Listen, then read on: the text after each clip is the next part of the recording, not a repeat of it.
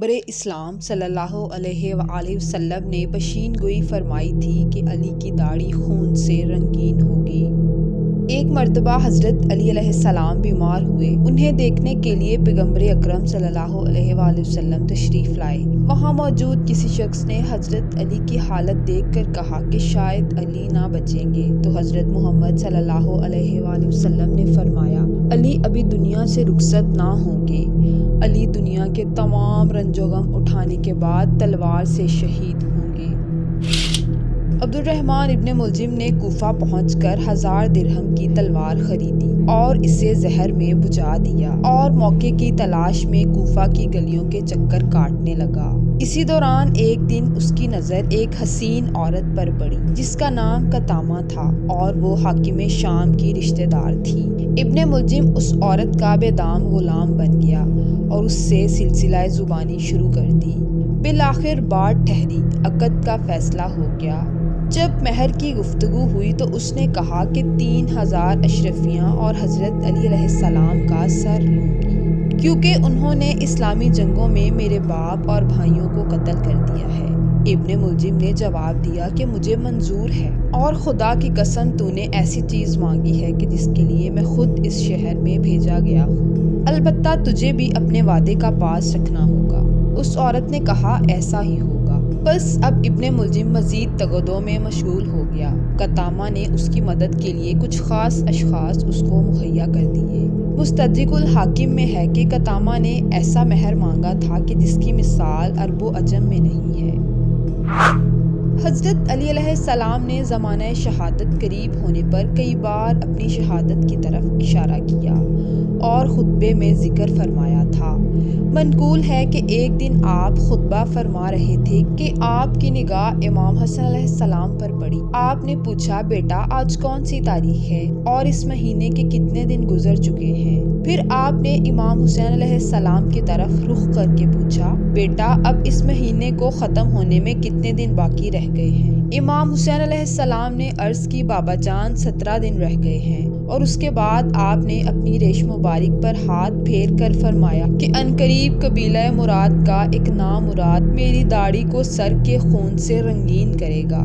اخبار صحیحہ میں وارد ہے کہ حضرت علی علیہ السلام کا اصول یہ تھا کہ آپ ایک ایک دن اپنے بیٹوں کے یہاں افطار فرمایا کرتے تھے اور صرف ایک لقمہ تناول کرتے تھے۔ ایک روایت میں ہے کہ آپ نے اپنی بیٹی ام کلثوم سے فرمایا کہ عنقریب تم لوگوں میں سے میں رخصت ہو جاؤں گا۔ یہ سن کر وہ رونے لگی۔ آپ نے فرمایا کہ موت سے کسی کو چھٹکارا نہیں بیٹی، میں نے آج رات کو سرور عالم صلی اللہ علیہ وآلہ وسلم کو خواب میں دیکھا کہ وہ میرے سر سے غبار صاف کر رہے ہیں اور فرماتے ہیں کہ تم تمام فرائض ادا کر چکے، اب میرے پاس آ جاؤ۔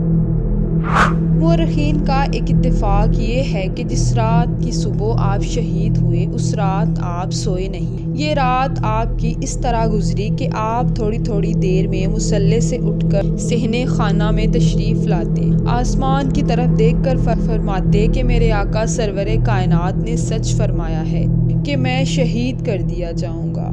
جب 19 رمضان 40 ہجری کو نماز صبح کے ارادے سے باہر نکلے تو صحن کعبہ میں بدھوں نے دامن تھام لیا اور شور مچانے لگی۔ کسی نے روکا تو آپ نے فرمایا، مت روکو، یہ مجھ پر نوحہ کر رہی ہیں۔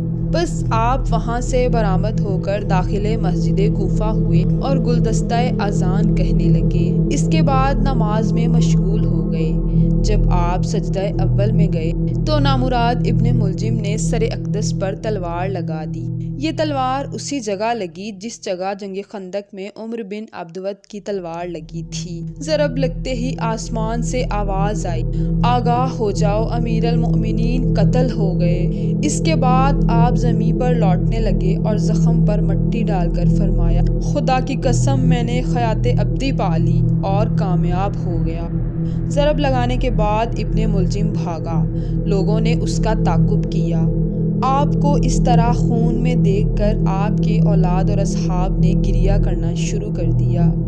آپ نے فرمایا، بس رو چکو اور مجھے گھر لے چلو۔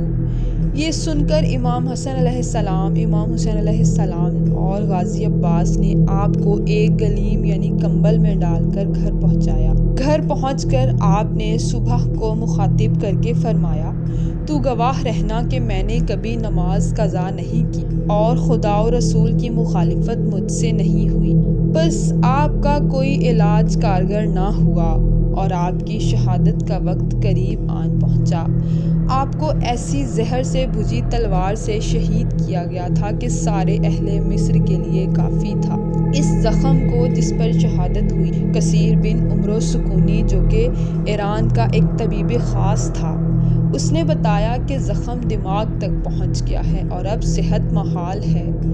انتقال کے وقت آپ نے وصیتیں فرمائیں جو تقویٰ و پرہیزگاری، عبادت، صلہ و رحمی وغیرہ کے متعلق تھیں۔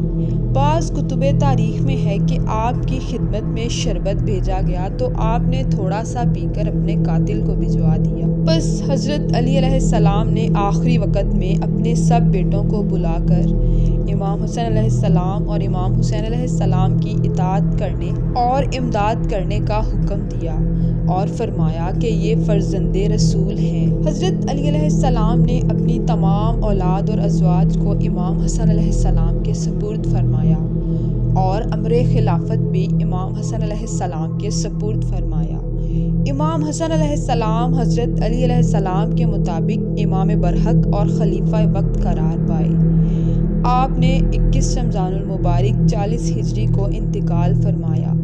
امام حسن علیہ السلام، امام حسین علیہ السلام، محمد حنفیہ اور عبداللہ بن جعفر علیہ السلام مشغول غسل ہوئے اور امام حسن علیہ السلام نے نماز جنازہ پڑھائی۔ شہادت کے وقت آپ کی عمر 63 برس تھی۔ بعض تاریخوں میں ملتا ہے کہ آپ کا جنازہ سرخانے کی طرف سے فرشتوں نے اٹھایا تھا۔